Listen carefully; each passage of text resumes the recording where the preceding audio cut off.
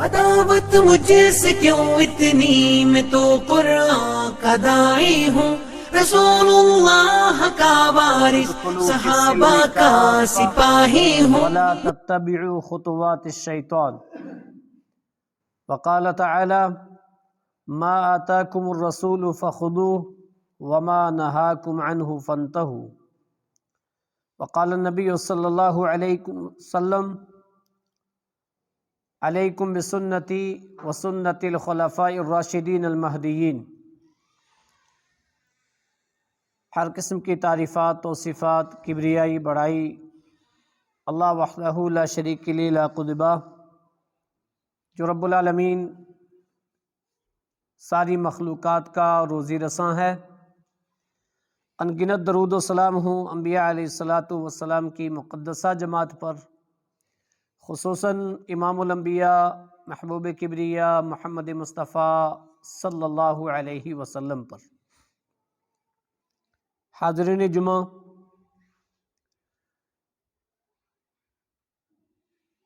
وضو کے فضائل و مسائل پچھلے 2 خطبے آپ نے سنے۔ آج کا خطبہ 2 نکات پر مشتمل۔ نمبر 1، موضوع پر مسح کرنے کا مسئلہ۔ نمبر 2، سترہ کا مسئلہ۔ مسائل کہیں زیادہ اہم ہوتے ہیں۔ مسائل سیکھنے، سمجھنے، پڑھنے، سننے سے ہی پتہ چلتا ہے۔ بے شمار چھوٹے چھوٹے ایسے مسائل جن کا تعلق وضو سے، طہارت سے، نماز سے، چھوٹی بڑی عبادات سے، لیکن ہم پڑھتے نہیں، سنتے نہیں، تو بے شمار اس میں غلطیاں کرتے ہیں۔ اس لیے جب ہم نے کلمہ پڑھا ہے لا الہ الا اللہ محمد رسول اللہ صلی اللہ علیہ وسلم، تو ہم مسلمانوں کا فرض بنتا ہے ہم دین اسلام کو مکمل سمجھنے کی کوشش کریں اور سمجھ کر کے اس پر عمل کریں۔ اللہ رب العالمین نے سورہ بقرہ کے اندر ارشاد فرمایا یا ایھا الذین آمنوا ادخلوا فی السلم کافہ، ایمان والو اسلام کے اندر مکمل داخل ہو، پورے کے پورے داخل ہو۔ آپ کا ہر مسئلہ، آپ کی ہر عبادت اسلام کے قانون کے مطابق ہونی چاہیے، نبی اکرم صلی اللہ علیہ وسلم کے اسوہ کے مطابق ہونی چاہیے۔ کہیں ایسا نہ ہو بے شمار مسائل میں لوگ کہتے ہیں ہم نے فلاں سے سنا ہے، بڑوں سے سنا ہے، فلاں نے کہا تھا، اس کی بنسبت یہ کہیں ہم نے نبی اکرم صلی اللہ علیہ وسلم کی حدیث مبارکہ سنی ہے، ہم نے نبی اکرم صلی اللہ علیہ وسلم کی حدیث مبارکہ پڑھی ہے، ہم نے قرآن میں پڑھا ہے، ہم نے حدیث میں پڑھا ہے، ہم نے یہ چیز دیکھی ہے، ہم نے یہ چیز پڑھی ہے، یہ سنی ہے، ہم نے اس کو چیک کیا ہے۔ لہذا ہر ایک چیز کو سیکھنا ہمارا فرض بنتا ہے۔ اللہ رب العالمین نے قرآن مجید کے اندر ارشاد فرمایا کسی بھی مسئلے میں رسول اکرم صلی اللہ علیہ وسلم جو چیز تمہیں دے اس کو لے لینا، اس کو چھوڑنے کی گنجائش ہی نہیں ہے، کیونکہ رسول اکرم صلی اللہ علیہ وسلم کی بات کو چھوڑنا نہیں ہے، ماننا ہے، اس پر عمل کرنا ہے۔ اور جس چیز سے رسول اکرم صلی اللہ علیہ وسلم روک دے اس کے قریب بھی مت جانا، اس کو مت کرنا۔ لیکن ہوتا کیا ہے، لا علمی میں یا رسم و رواج میں یا دوسرے طور طریقوں میں بے شمار وہ چیزیں جو نبی اکرم صلی اللہ علیہ وسلم نے کی ہیں، کہی ہیں، ہم چھوڑ دیتے ہیں۔ بے شمار وہ چیزیں جن سے نبی اکرم صلی اللہ علیہ وسلم نے روکا ہے، ہم ان کو کر گزرتے ہیں۔ یہ مسح کے تعلق سے ہو، یہ وضو کے تعلق سے ہو، یہ نماز کے تعلق سے ہو، بے شمار عبادات میں، مسائل میں ایسی چیزیں ہم کرتے ہیں۔ آئیے آج کا خطبہ جو 2 نکات پر مشتمل، موضوع پر مسح کا مسئلہ اور نمازی اپنے سامنے جو سترہ رکھتا ہے اس کا مسئلہ۔ سب سے پہلے آپ نے وضو کے تعلق سے پچھلے خطبے سنے کہ سنت کے مطابق وضو کس طرح سے کیا جاتا ہے، اور موضع پر مسا یہ بھی وضو کا ہی ایک حصہ ہے۔ اکثر و بیشتر لوگ سردیوں میں اس کے سوال کرتے رہتے ہیں، بہت اچھی بات ہے، کرنے چاہیے، سمجھنا چاہیے۔ ثوبان صحابی رسول ہے اور رسول اکرم صلی اللہ علیہ وسلم کے خدمت گزار ہیں، جس طرح سے حضرت انس بن مالک تھے، حضرت ثوبان رضی اللہ عنہ۔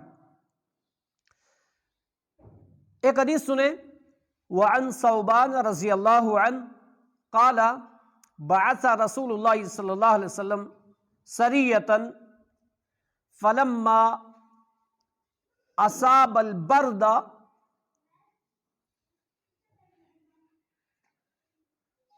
فلما قدم الى رسول اللہ صلی اللہ علیہ وسلم فقال فامرهم ان يمسحوا على العصائب والتساخين، رواہ ابو داود، حدیث نمبر 146، ابو داود کی روایت۔ حضرت ثوبان رضی اللہ عنہ فرماتے ہیں اللہ کے نبی صلی اللہ علیہ وسلم نے ہمیں ایک سریہ، ایک لشکر پر بھیجا، اور سریہ بولتے ہیں چھوٹے لشکر کو، ایک چھوٹے لشکر میں ہمیں بھیجا۔ فَأَصَابَ الْبَرْدُ، سردی لگی، سردی کا موسم تھا۔ جب ہم صحابہ اکرام اس سریہ پہ گئے، کچھ تکلیفیں بھی ہوئیں، پریشانیاں بھی ہوئیں وضو کرتے ہوئے، لیکن جب ہم لوگ واپس اللہ کے نبی صلی اللہ علیہ وسلم کے پاس آئے، وہ سریہ، وہ لشکر واپس لوٹا اللہ کے نبی صلی اللہ علیہ وسلم کے پاس۔ اللہ کے نبی صلی اللہ علیہ وسلم نے یہ بات صحابہ نے اللہ کے نبی کو بتائی، اللہ کے نبی صلی اللہ علیہ وسلم نے فرمایا فَأَمَرَهُمْ أَن يَمْسَحُوا عَلَى الْأَمَامَةِ وَالتَّسَاخِينِ، اللہ کے نبی صلی اللہ علیہ وسلم نے ہمیں حکم دیا کہ تم ایسا کر لیتے، اپنے عمامہ پر اور اپنے تساخین، اپنے موضوع پر مسح کر لیتے۔ کیا کرتے؟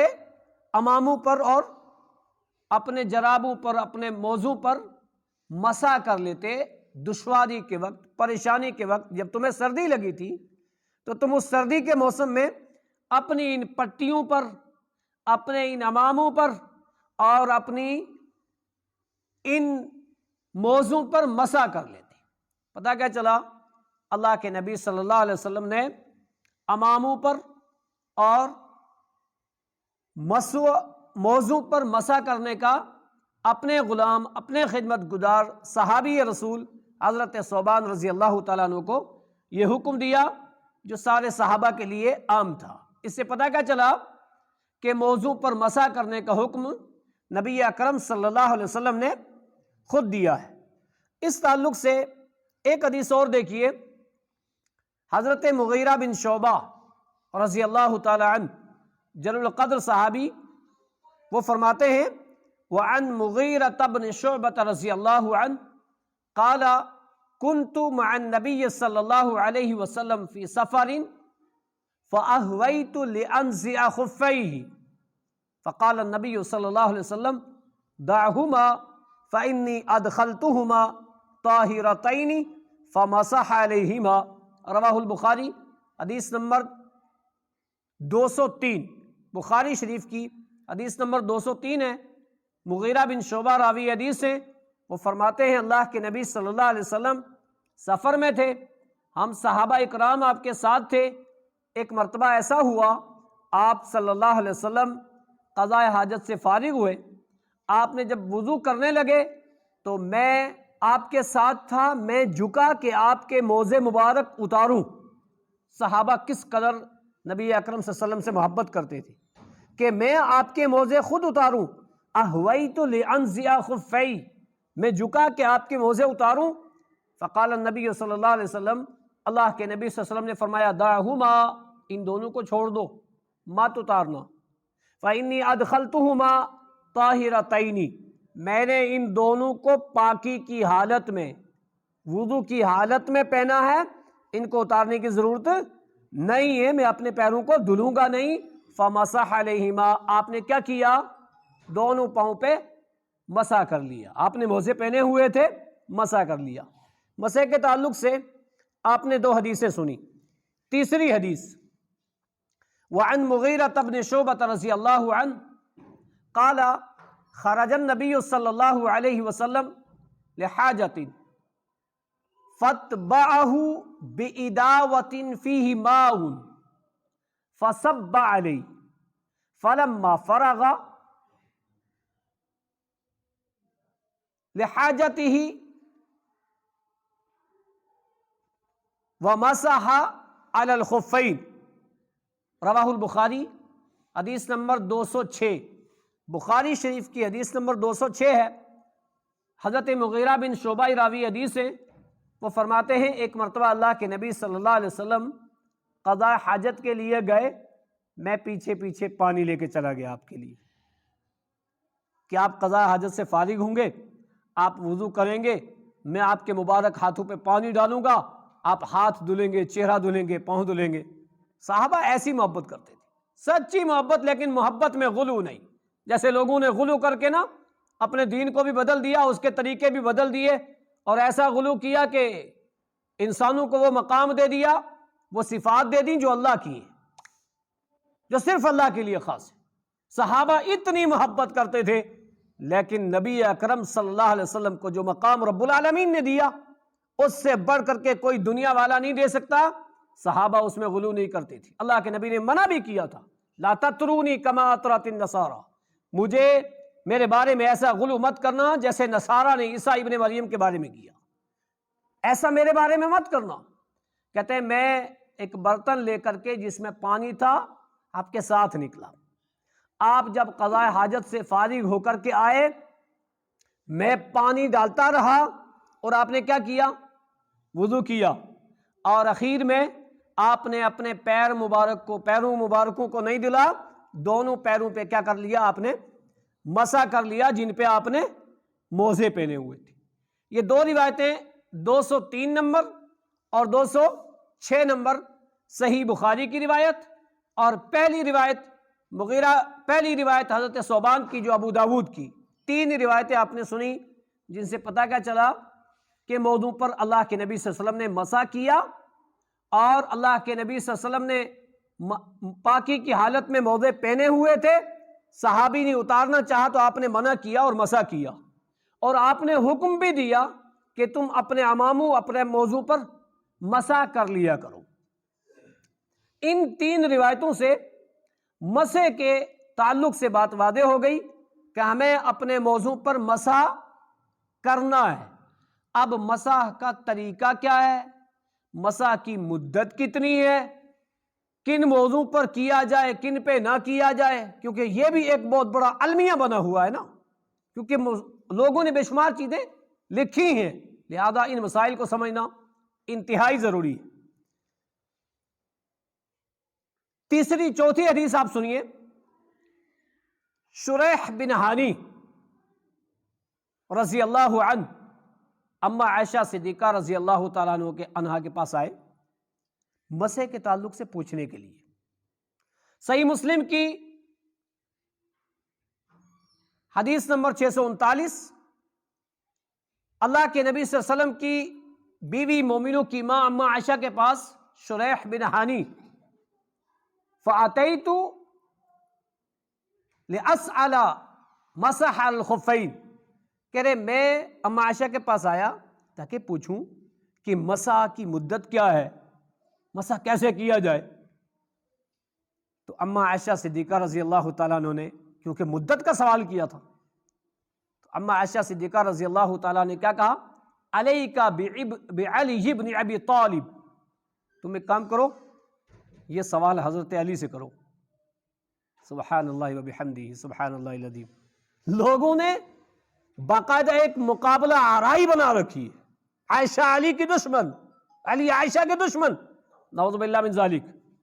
وہ اتنے نہیں تھے جتنے ہمارے دلوں میں دشمنیاں پیدا کر دی ہیں رافضیت اور حوثیت نے اور محمد علی مرزا جیسے لوگوں نے. ایسا نہیں ہے. اما عائشہ چاہتی تو بتاتی نا, لیکن پتا تھا سفر کی بات ہے, معاملات ہیں, سفر میں زیادہ صحابی آپ کے ساتھ, اور حضرت علی کا کہا ایک کام کرو، علیک بعلی ابن ابی طالب، مجھ سے مت پوچھو یہ مسئلہ، تم کس سے پوچھو؟ حضرت علی سے پوچھو۔ اس حدیث سے بہت سارے مسئلے نکلے ہیں۔ پتہ کیا چیز؟ جس چیز کا علم ہو تو بولنا چاہیے، خاموشی اختیار نہیں کرنی چاہیے، اور اگر اس سے بھی زیادہ جانکاری والا کوئی آدمی ہو تو اس کی طرف رجوع کرنا چاہیے کہ یہ ان سے پوچھو، یہ ان سے سیکھو۔ ہوتا کیا ہے، آتا جاتا کچھ نہیں، مفتی بن جاتے لوگ، فوراً فتوے دینے لگتے ہیں، بولنے لگتے ہیں۔ اور کچھ ایسے بھی ہیں بیچارے جو بولتے ہیں، صحیح بولتے ہیں، اچھا تو بڑا مفتی ہے، ادھر مفتی غلط بول رہا تو وہ صحیح، ادھر عام آدمی صحیح بول رہا تو وہ غلط۔ یہ پیمانے ہمارے بنے ہوئے۔ حق بات کوئی بھی ہو، حق بات جس کا علم ہو مکمل، اس کو کہیں بھی چھپانا نہیں چاہیے، اس کو بولنا چاہیے۔ اور جس کا علم نہ ہو اس کو اللہ کے نبی صلی اللہ علیہ وسلم کی طرف منسوب کر کے نہیں کہنا چاہیے۔ اما عائشہ صدیقہ نے کیا کہا؟ یہ کام، یہ بات، یہ مسئلہ تم حضرت علی سے پوچھو۔ شریح بن ہانی کہتے ہیں میں حضرت علی رضی اللہ تعالیٰ عنہ کے پاس گیا، حضرت علی رضی اللہ تعالیٰ عنہ سے میں نے پوچھا تو حضرت علی نے کیا کہا؟ للمقیم ثلاثۃ ایام ولیالیہن، اللہ کے نبی صلی اللہ علیہ وسلم نے مسح کی مدت کے تعلق سے ہمیں یہ حکم دیا کہ للمقیم یوم ولیلۃ، ایک دن اور ایک رات مقیم کے لیے، وللمسافر ثلاثۃ ایام ولیالیہن، مسافر کے لیے 3 دن 3 رات۔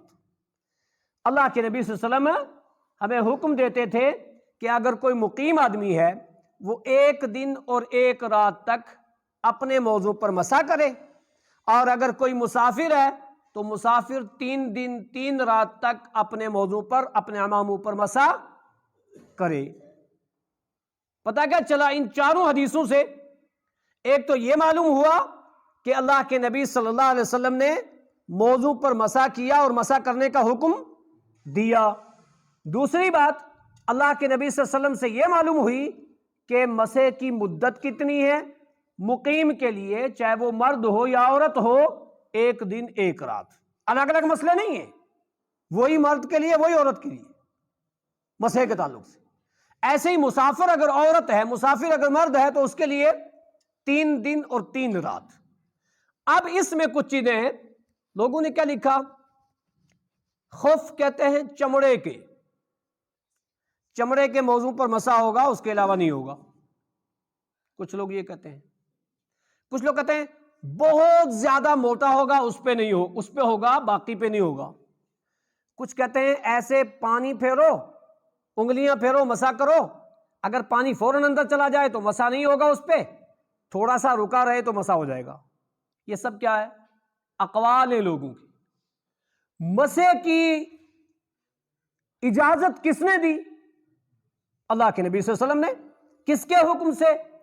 اللہ کے حکم سے۔ کس وجہ سے؟ آسانی کے لیے۔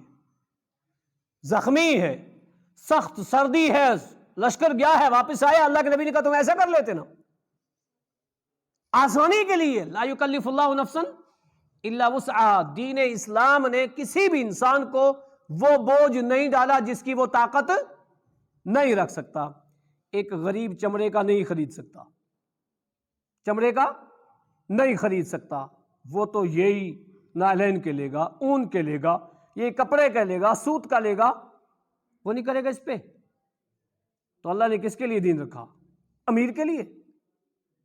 ایسا نہیں ہے، یہ دین ایسا ہی ہے، ایک ہی صف میں کھڑے ہو گئے محمود و ایاز، نہ کوئی بندہ رہا نہ بندہ نواز۔ یہ دین ایسا ہے، یہ سب کے لیے ہے، یہ چیزیں بنائی ہیں، شریعت میں نہیں ہے۔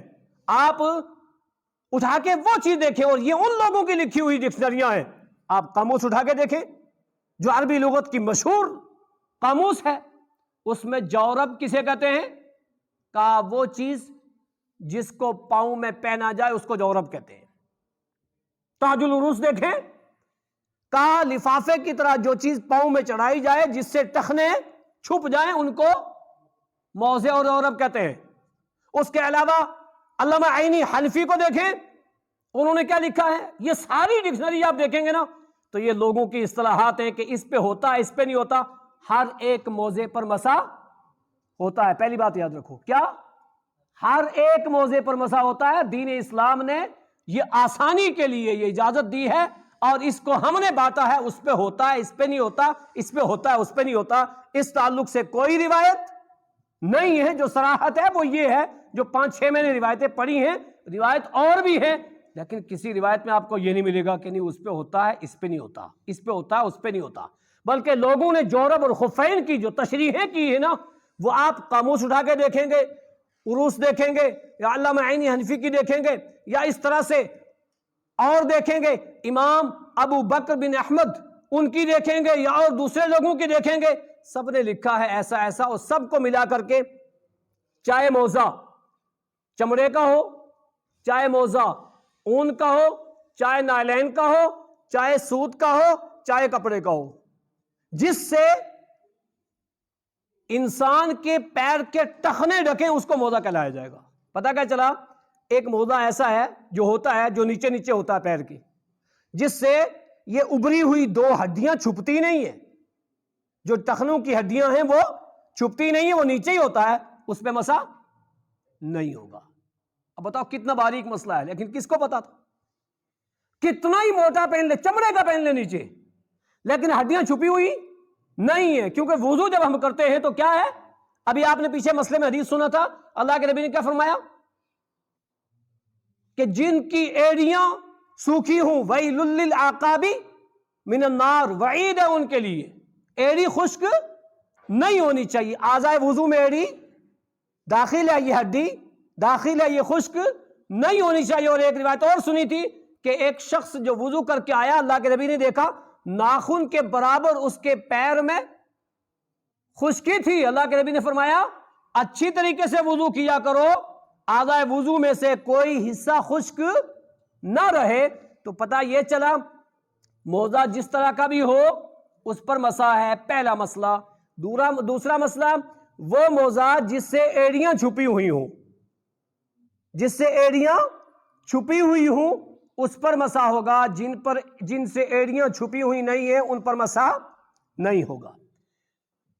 تیسری بات, مسے کی مدت بھی معلوم ہو گئی. اب مسے کی مدت کا شمار کب سے ہوگا, یہ سب سے مین چیز ہے.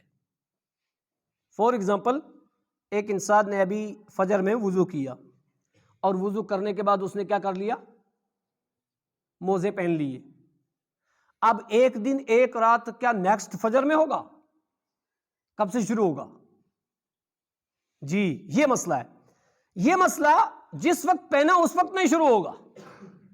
جب سے اس نے مسا کیا, پہنا تھا فجر کے بعد, وضو کیا دوبارہ ظہر میں, اب جو ظہر میں وہ وضو کر کے مسا کرے گا, یہاں سے مدت شمار ہوگی.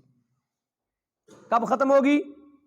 دوسرے دن ظہر میں. یعنی مدت کا جو شمار ہوگا وہ پہلے مسے سے ہوگا, نہ کہ پہننے سے ہوگا. اور شرط کیا کہ جب انسان نے موزہ پہنا ہے وضو کی حالت میں پہنا ہے.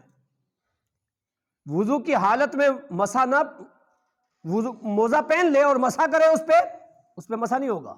کیونکہ جب بھی وضو کیا ہے, وضو کر کے موزہ پہنا ہے تب مسا ہوگا.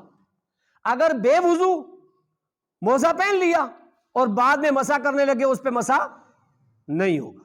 تو سب سے مین چیز, یہ مسئلے چھوٹے چھوٹے جو خفین کے تعلق سے ہیں, مسے کے تعلق سے ہیں. ایک تو یہ کہ وہ کپڑے کا ہو, کوئی بھی ہو, موزہ ہو, اس پر مسا ہوگا.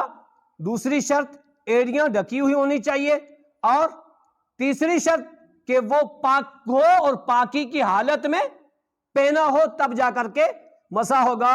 اور مدت مسا مقیم کے لیے ایک دن ایک رات شروع کب سے ہوگی؟ جب پہلا مسا کیا ہے اس وقت سے. اور کب ختم ہوگی؟ جب اس وقت سے 24 گھنٹے ہوں گے, ایک دن ایک رات. اور مسافر کے لیے 3 دن اور 3 راتیں. یہ اختصار ہے مسے کے تعلق سے جو ہم اپنے موضوع پر مسا کرتے ہیں. اس مسائل کو سمجھنا انتہائی احادیث کی روشنی میں, آپ بخاری کی حدیث نمبر 200 سے 206-7 پڑھ کے دیکھیں, ابو داود کی دیکھیں, نسائی کی دیکھیں, حدیثوں کی کتابیں پڑھیں. ان سے پتہ چلے گا مسائل یا اس کے علاوہ جو کتابیں ایسی لکھی ہوئی ہوں جن میں باقاعدہ حوالہ ہو حدیثوں کا، صحابہ کے اقوال ہوں، ان سے آپ سیکھیں کہ مسح کیا ہے. ورنہ اپنے ذہن سے جس کو جیسا بنا لیا ویسا ہی کر لیا، جس کو جیسا سمجھ لیا ویسا ہی کر لیا، ایسا نہیں ہے. یہ مسئلہ ہے مسح کے تعلق سے. اس میں ایک چیز اور بھی ہے. ایک انسان نے موزہ پہنا وضو کر کے، اور اس کے بعد نیکسٹ وضو کیا تو مسح کر لیا، بعد میں ایک موزہ اور اوپر سے پہن لیا. ایسا ہوتا ہے نا، دو دو موزے بھی پہنتے ہیں نا لوگ. تو جب دو دو موزے پہنے ہیں تو پہلے والا جو مسح تھا وہ پہلے پہ کیا، ایک تھا کوئی بات نہیں. جو دوسرا مسح کرو گے نا، دو موزے ہوں، تینوں چاروں جتنے بھی ہوں پاؤں میں، اوپر والا جو ہے اسی پر مسح کیا جائے گا. یہ نہیں ایک کو اتاریں اس پہ کر لیں، اس کو اتاریں اس پہ کر لیں. یہ سہولت کے لیے، اگر وہ اتارے گا پھر مسح کرے گا تو اسے اتار کے دھلی کیوں نہ لے. تو جو اوپر والا ہے، دو جوڑی پہنے ہیں تو اوپر والے پہ مسح کرنا ہے. دوسرا مسئلہ، اس میں اکثر و بیشتر لوگ کیا کرتے ہیں، اس کا خیال نہیں رکھتے ہیں سترے کے تعلق سے.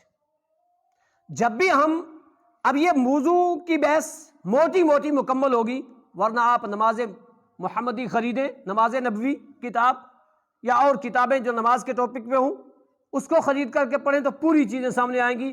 بہرحال وضو کے تعلق سے موٹی موٹی چیزیں مسح کے تعلق سے ہوں یا وضو کا طریقہ اور فضائل ہوں، وہ میں نے آپ کے سامنے رکھی ہیں. اس کے بعد ہوتا ہے مسئلہ نماز. جب نماز کے لیے ہم آتے ہیں تو ہم نماز کی نیت یا اس کو پڑھنے سے پہلے دو چیزوں کا خیال رکھیں. پہلی چیز کیا، جہاں ہم نماز پڑھ رہے ہیں جس جگہ، وہ جگہ دیکھیں کوئی گندگی تو نہیں، ظاہر کوئی گندگی وہاں لگی ہوئی تو نہیں.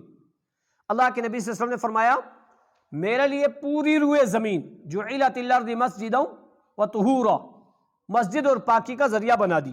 جہاں کہیں تم نماز کا وقت پاؤ فوراً نماز پڑھ لو، قبلہ رخ ہو اور نماز پڑھو. لا علمی میں تم نے غیر قبلے کی طرف نماز پڑھ لی ہے تب بھی تمہاری نماز ہو جائے گی، بشرطے کہ لا علمی میں تمہیں پتہ نہیں تھا. اس جگہ کا دیکھو، جگہ صاف ہے، گندگی ہے تو تھوڑی صاف جگہ دیکھو، صاف جگہ میں ہم نماز پڑھیں. لیکن نماز پڑھنے سے پہلے ستھرے کا اہتمام کریں. نماز پڑھنے سے پہلے ستھرے کا اہتمام کریں. کہاں؟ آپ صحرا میں ہوں تب، آپ عیدین میں ہوں تب، آپ استسقاء کے لیے نماز پڑھ رہے ہوں تب، آپ فرض سنت نفل پڑھ رہے ہوں تب، مسجد میں پڑھ رہے ہوں تب، باہر پڑھ رہے ہوں تب. اب یہ مسئلہ کیا ہے؟ سترے کے اہتمام کے تعلق سے اللہ کے نبی صلی اللہ علیہ وسلم کے صحابہ اکرام جیسی مغرب کی اذان ہوتی تھی نا، فوراً ستروں کے پیچھے کھڑے ہو جاتے تھے. کیوں؟ نماز پڑھتے تھے 2 رکعت. اللہ کے نبی نے فرمایا، بخاری کی روایت ہے، صلو قبل المغرب رکعتین، صلو قبل المغرب رکعتین، صلو قبل المغرب رکعتین، ثم قال فی الثالثۃ لمن شاء. 2 بار کہا آپ نے مغرب سے پہلے 2 رکعت پڑھو، مغرب سے پہلے 2 رکعت پڑھو. تیسری بار کہا جو چاہے پڑھے جو چاہے نہ پڑھے. یعنی آذان اور مغرب کی نماز کے درمیان کوئی بھی نماز، آذان اور اقامت کے درمیان نماز ہے. صلو بین الاذانین، دونوں آذانوں کے درمیان، یعنی اقامت اور آذان کے درمیان نماز ہے.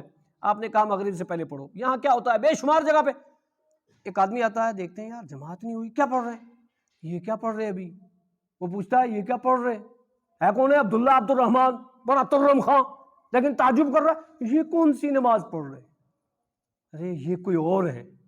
کیا کہہ کے چلا جاتا ہے، کہتا ہے یہ کوئی اور ہے. ہاں صحیح کہہ رہا تو، یہ کوئی اور ہے، یہ نبی والے ہیں، یہ کسی اور والے نہیں، یہ کوئی اور ہے تیری نظر میں، کیونکہ تو نے وہ نہیں پڑھا ہے، تو یہ اس سے الرجی ہے، تو اس کو نہیں مانتا ہے. بے شمار لوگ ہیں نہیں مانتے اس حدیث کو، پڑھتا ہی نہیں ہے، ان کے ہاں یہ اہتمام نہیں ہے اور مانتے بھی نہیں ہیں، بیان بھی نہیں کرتے، منع کرتے بلکہ لوگوں کو. جبکہ اللہ کے نبی صلی اللہ علیہ وسلم کے صحابہ اذان ہوتی اور ستون کے پیچھے کھڑے ہو جاتے. کیوں؟ سترے کے لیے، تاکہ کوئی آدمی آتا، کوئی آئے، کوئی جائے، کوئی چیز اٹھائے، اس کو دشواری نہ ہو. میں ایسی جگہ نماز پڑھوں تاکہ کسی کو دشواری نہ ہو. تو کبھی بھی، چاہے وہ سنتیں فرض سے پہلے ہوں چاہے بعد میں ہوں، جب بھی کوئی بندہ آئے نا، اس کو ایسی جگہ نماز پڑھنا چاہیے جہاں جس چیز کو وہ ستھرا بنا لے. فور ایگزامپل ایک بندہ آیا مسجد میں کوئی نہیں ہے، اب وہ 5ویں صف میں وہیں نماز پڑھنا شروع کر دے. ایسا نہیں کرنا چاہیے. کہاں جانا چاہیے اس کو آگے آنا چاہیے, اگلی صف میں پڑھنا چاہیے. وہ دیوار اس کا ستھرا بن جائے گی, اس کو کوئی دقت ہو, کوئی پریشانی نہیں ہوگی. کوئی پلر ہے وہ اس کو بنا لے, ستھرے کے لیے کوئی چیز ہے وہ اس کو بنا لے, اس طریقے سے نماز پڑھے. تو ستھرے کا خیال جہاں بھی ہو نا بندہ, اس کا خیال رکھنا چاہیے. سامنے کوئی چیز رکھ کر کے اس کو ستھرا بنا کر کے اس کے پیچھے نماز پڑھنی چاہیے. اس تعلق سے ایک حدیث دیکھیے, وعن عبداللہ بن عمر رضی اللہ عنہما قال کان النبی صلی اللہ علیہ وسلم خرج یوم العید وامر بالحربۃ فتوضع فیصلی علیہ وَإِذَا كَانَ فِي السَّفَرِ فَعَلَ مِثْلُ ذَلِكَ. بخاری شریف کی روایت, حضرت عبداللہ ابن عمر رضی اللہ تعالیٰ عنہما راوی حدیث, وہ فرماتے ہیں کہ جب اللہ کے نبی صلی اللہ علیہ وسلم ہمیں حکم دیتے نا کہ عیدگاہ کے لیے نکلو, عید کے لیے, امر بالحربہ, امر بالحربہ. اب یہ چیز مین ہے, ہمیں حکم دیتے کہ نیزہ ساتھ لے کے جانا. کیوں؟ جنگ ہوگی وہاں پہ. ہمیں حکم دیتے کہ نیزہ ساتھ لے کر کے چلو, اور ساتھ لے کر کے نیزہ آتے آپ, اور جب نماز پڑھاتے فَتُوضَعُ بَيْنَ, آپ سامنے جو ہے اس کو گاڑ دیتے. جہاں نماز پڑھاتے ہیں عیدگاہ میں تو سامنے اپنا نیزہ گاڑ دیتے اور اس کے پیچھے اس کو ستھرا بنا کر کے آپ نماز پڑھاتے. اور اللہ کے نبی صلی اللہ علیہ وسلم بعینہ سفر میں بھی ایسا ہی کرتے. جب بھی سفر میں جاتے آپ کے پاس نیزہ ہوتا, نہیں ہوتا صحابی سے لیتے, نہیں ہوتا وہ جو عصا آپ کا تھا اس کو گاڑتے, لیکن سترے کے بغیر نماز نہیں پڑھتے. ہمارے ہاں اس چیز کو کئی لوگ مذاق بنا لیتے ہیں, کئی لوگ کچھ اور سمجھتے ہیں, لیکن مسئلہ کس کا ہے؟ یہ دین کا مسئلہ ہے. اور ایسی باتیں, ایسے واقعات صحابہ کے درمیان آئے, صحابہ نے آ کے اللہ کے نبی صلی اللہ علیہ وسلم سے کہا, اس کے بعد اس چیز کا حکم دیا ہے باقاعدہ. اس تعلق سے ایک حدیث سنیے, وعن موسیٰ بن طلحة عن ابیہ رضی اللہ عنہما قال کنا نصلی والدواب بین ایدینا فقال فلما ذکر ذلك لرسول اللہ صلی اللہ علیہ وسلم فقال النبی صلی اللہ علیہ وسلم مثل مؤخرة الرحل تكون بین یدیہ فلا یضر من مر. متفق علیہ, بخاری مسلم کی روایت. موسیٰ بن طلحہ راوی حدیث, وہ کہتے ہیں اللہ کے نبی صلی اللہ علیہ وسلم نے فرمایا, کہتے کننا نصلی والدواب بین ایدی. ہم لوگ جب صحراؤں میں کبھی نماز پڑھتے نا تو جانور ہمارے سامنے سے گزرتے رہتے. ایسا ہوتا ہے نا, ہم نے یہ چیز بنائی نہیں نا, ہم گاڑی چلا رہے ہیں تو نہیں, قضا ہونے تو ہو جائے, روکو نا گاڑی, پڑھو وہاں پہ صلاتین پڑھو نا, وہ مسئلہ بھی آپ سنو گے آگے. تو کہا جانور ہمارے آگے پیچھے سے گزرتے رہتے, سامنے سے بھی گزرتے. جب ہم واپس آئے ہم نے اللہ کے نبی صلی اللہ علیہ وسلم کا ذکر کیا کہ اللہ کے نبی صلی اللہ علیہ وسلم جب ہم صحرا میں ہوتے ہیں, ہم نماز پڑھتے ہیں اور ہمارے سامنے سے جانور گزرتے رہتے ہیں, اونٹ گزر رہا ہے, بکریاں بھیڑ گزر رہی ہیں, جانور گزر رہے ہیں, تو ہم نماز پڑھتے ہیں. اللہ کے نبی صلی اللہ علیہ وسلم نے فرمایا تو ایک کام کیا کرو نا, ایسے کیوں نماز پڑھتے ہو؟ مثل مؤخرۃ الرحل, اپنے سامنے ستھرا رکھا کرو نا, ستھرا رکھ کر کے نماز پڑھا کرو. اگرچہ تمہیں ستھرے کے لیے اونٹ کے کجاوے کے برابر لکڑی ملے وہ رکھا کرو ضرور. کجاوا گھوڑ سوار یا اونٹ پہ بیٹھنے والے جو بیٹھتے ہیں, سواری کرتے ہیں, تو پیچھے ٹیک لگانے کے لیے چھوٹی سی لکڑی ہوتی ہے, ایسی بنی ہوئی, ایسی ہوتی ہے وہ, تو وہ چھوٹی ہوتی ہے, کوئی بڑی نہیں ہوتی. کہا اس کے برابر لکڑی چاہے ہو, لیکن رکھا کرو ضرور, اس کو اپنے سامنے رکھ کر کے پھر نماز پڑھا کرو. جب تم اپنے سامنے آزا, لاٹھی, کوئی لکڑی, کوئی درخت, کوئی پتھر, کوئی دیوار, کسی چیز کو سامنے رکھ کر کے نماز پڑھو گے, پھر اگر کوئی چیز گزر رہی ہے تو تمہاری نماز میں کچھ نقصان نہیں ہوگا، لیکن پہلے تمہارا فرض بنتا ہے تم یہ چیز کیا کرو۔ اب یہاں رک کر کے ایک چیز سوچو، ہم نماز پڑھ رہے ہیں، ہم نے کوئی چیز سامنے رکھی نہیں، اور سامنے سے آدمی گزر رہا ہے، کوئی جانور گزر رہا ہے، غلطی کس کی ہے؟ اور ہم سمجھتے ہیں مکمل ثواب ملے گا۔ مکمل کیوں ملے گا؟ نہیں ملے گا نا، ہم نے نبی کے حکم کی فرمانبرداری نہیں کی نا، ہم نے اس کا خیال نہیں رکھا ہے۔ تو موسیٰ بن طلحہ کہتے ہیں اللہ کے نبی صلی اللہ علیہ وسلم نے ہمیں حکم دیا کہ آپ ایسا کیا کرو، اس کے بعد نماز پڑھا کرو۔ اس سے پتہ کیا چلا؟ بندہ جہاں بھی نماز پڑھے سترے کا ضرور خیال رکھے، سترہ رکھ کر کے پھر نماز پڑھے۔ دو روایتیں آپ نے سترے کے تعلق سے سنی، تیسری روایت سترے کے تعلق سے وعن ابی جہیم رضی اللہ عنہ قال قال رسول اللہ صلی اللہ علیہ وسلم لو یعلم المار بین یدی المصلی ماذا علیہ لکان ان یقف لو یعلم المار بین یدی المصلی ماذا علیہ من الاسم لکان ان یقف 40 خریفا۔ متفق علیہ روایت۔ اللہ کے نبی صلی اللہ علیہ وسلم نے کیا فرمایا؟ لو یعلم المار بین یدی المصلی، ایک نمازی کے سامنے سے گزرنے والا انسان جان جائے کہ ماذا علیہ من الاسم، اس کے گزرنے سے میرے اوپر کتنا بڑا گناہ ہے، لکان ان یقف 40 خریفا، تو وہ 40 کھڑا رہنا گوارا کرے گا لیکن گزرے گا نہیں۔ اللہ اکبر۔ صحابہ کتنا احتیاط کرتے تھے حدیث کے تعلق سے۔ 40 سال کہا، 40 دن کہا، یا 40 مہینے کہا؟ اللہ کے نبی نے 40 کا ذکر کیا تھا کہ 40 سال کھڑا رہے، وہ یہ تو گوارا کر لے گا لیکن گزرے گا نہیں سامنے سے۔ اگر پتہ چل جائے اس کا گناہ کیا ہے، پتہ کیا چلا؟ نمازی کے سامنے سے گزرنے کا بہت بڑا گناہ ہے۔ نمازی کے سامنے سے نہیں گزرنا چاہیے، تھوڑی دیر برداشت کر لینا چاہیے، لیکن برداشت کرو۔ ہم تو نماز پڑھتے سوچتے جلدی سے سلام پھیرے جائیں، کیونکہ ہمارا ذہن تجارت میں، کاروبار میں، ڈیوٹی میں، کہیں اور۔ اگر نمازوں میں بھی یہ ذہن رکھیں گے تو کسی نے کہا تیرے سجدے تجھے کافر نہ کر دیں، علامہ اقبال نے کہا تیرے سجدے تجھے کافر نہ کر دیں، تو جھکتا کہیں اور ہے، سوچتا کہیں اور ہے۔ وہ جہاں جھک رہا ہے وہاں سوچ رکھ، سجدوں سے تیرے کیا ہوا؟ صدیاں گزر گئیں، زندگی تیری بدل دے وہ سجدہ تلاش کر، زندگی تیری بدل دے وہ سجدہ تلاش کر۔ ایمان تیرا لٹ گیا رہزن کے ہاتھ سے، بے شمار ایمان کے لٹیرے شرک کو لے کے گھوم رہے، بدعت کو لے کے گھوم رہے، خرافات کو لے کے گھوم رہے، بن رہے بہت بڑے۔ ایمان تیرا لٹ گیا رہزن کے ہاتھ سے، ایمان تیرا بچا لے وہ رہبر تلاش کر، ایمان تیرا بچا لے وہ رہبر تلاش کر۔ وہ رہبر کون ہے؟ امام الانبیاء۔ امام الانبیاء، ان سے بڑا رہبر، ان سے بڑا امام اعظم، ان سے بڑا قائد اعظم، ان سے بڑا اللہ کا محبوب، ان سے سچا اور صحیح کوئی اور دنیا میں ہمارا ایمان ہے کوئی نہیں ہو سکتا۔ لہذا ان کی مانتے ہوئے کسی اور کی مانتے ہوئے ان کی چھوڑیں، ایسا نہیں ہونا چاہیے۔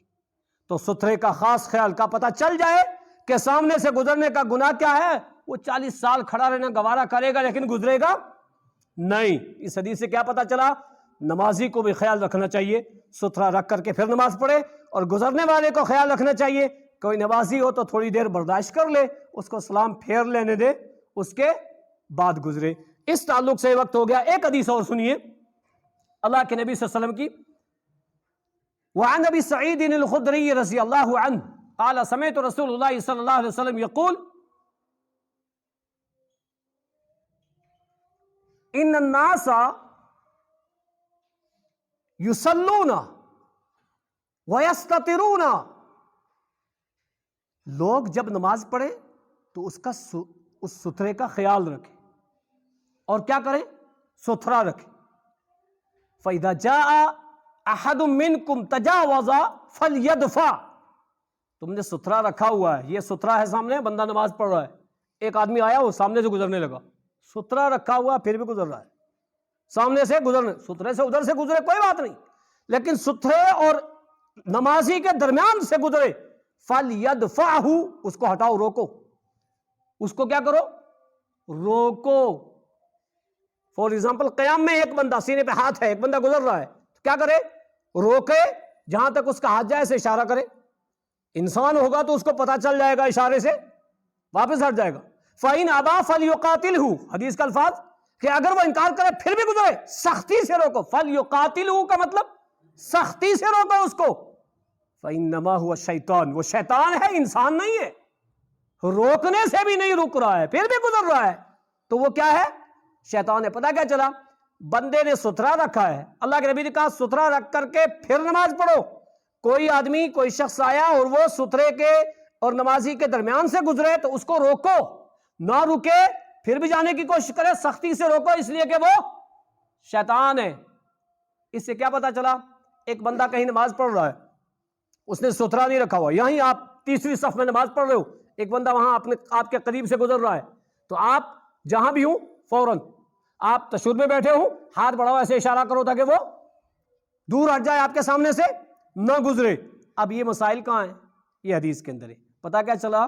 ستھرے کے تعلق سے موٹی موٹی باتوں کا خلاصہ کہ بندہ جہاں بھی نماز پڑھے سامنے کسی چیز کو ستھرا رکھے، اس کے بعد نماز پڑھے.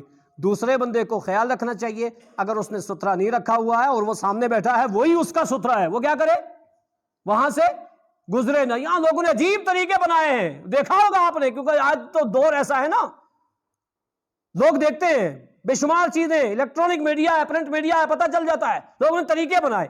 ایک آدمی نماز پڑھ رہا ہے، سامنے ایک بیٹھا ہے، ایک علامہ لائے اس کو یہاں بٹھائے، اس کو ادھر نکال دیا، پھر اس کو بٹھایا، اس کو ادھر نکال دیا.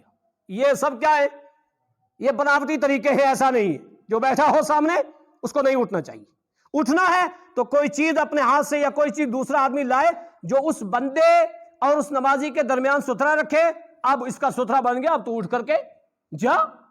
ایسا تو کر سکتا ہے، لیکن ایک آیا بیٹھا، وہ اٹھ گیا، پھر دوسرا بھی اٹھ کر کے چلا گیا. جب ایک بیٹھا ہوا تھا دوسرا آ کر کے بیٹھا تو دوسرا اس کا ستھرا نہیں بن گیا. جب وہ بن گیا تو پھر اب وہ کیسے اٹھے گا؟ یہ طریقے ہیں. لیکن صحیح معنی میں کیا ہے؟ نمازی کو بھی خیال رکھنا چاہیے، ستھرا رکھ کر کے نماز پڑھے، اور گزرنے والے کو خیال رکھنا چاہیے کسی نمازی کے سامنے سے نہ گزرے. اللہ تعالی ہم سب کو یہ چھوٹے چھوٹے مسائل سیکھنے، سمجھنے اور اس کے مطابق عمل کرنے کی توفیق عطا فرمائے. اس تعلق سے مسند احمد کی ایک روایت جو آخر میں مجھے یاد آئی، بہت اہم ہے، جس سے توحید کا پتہ چلتا ہے. واللہ توحید نصیب والوں کو ہی ملتی ہے، اور توحید جنتیوں کو ملتی ہے. توحید کے بغیر کوئی جنت میں نہیں جائے گا. اور توحید جس کو مل گئی ساری دنیا کی دولت مل گئی. توحید نہیں ملی، پوری دنیا کی دولت مل جائے کچھ نہیں ملا، خالی ہے، وہ ہمیشہ پریشان ہے. اللہ کے نبی نے کیا فرمایا؟ جب تم ستھرا رکھنا نا تو ستھرے کو تھوڑا دائیں یا بائیں جھکا کر کے رکھنا. کیوں؟ تمہارے ذہن میں شیطان یہ نہ ڈالے کہ تو سجدہ. اللہ اکبر. توحید کیا چیز ہے دیکھو یار. آپ کسی درخت کو ستھرا بنا کے پڑھ رہے ہو نا، اس کا زیادہ حصہ دائیں بائیں رکھنا، ایک دم فیس ٹو فیس سامنے نہیں. کسی کے پتھر کو رکھ رہے ہو تو ایسا، لیکن ستھرا رکھنا ضرور. اللہ تعالیٰ مجھے اور آپ سب کو صحیح معنی میں نماز کے تعلق سے جتنے مسائل چھوٹے چھوٹے ہیں ان کو سیکھنے، سمجھنے، اس پر عمل کرنے کی توفیق عطا فرمائے. پروردگار عالم دنیا میں جہاں کہیں مسلمان پریشان ہے، اللہ ان کی پریشانیوں کو دور فرما. یا اللہ جو بیمار ہے ان کو شفا عاجلہ کاملہ کلیہ عطا فرما. یا اللہ مسح کے تعلق سے اور سترے کے تعلق سے جو باتیں میں نے کہی ہیں ہم سب کو سمجھنے اور اس پر عمل کرنے کی توفیق عطا فرما. ربنا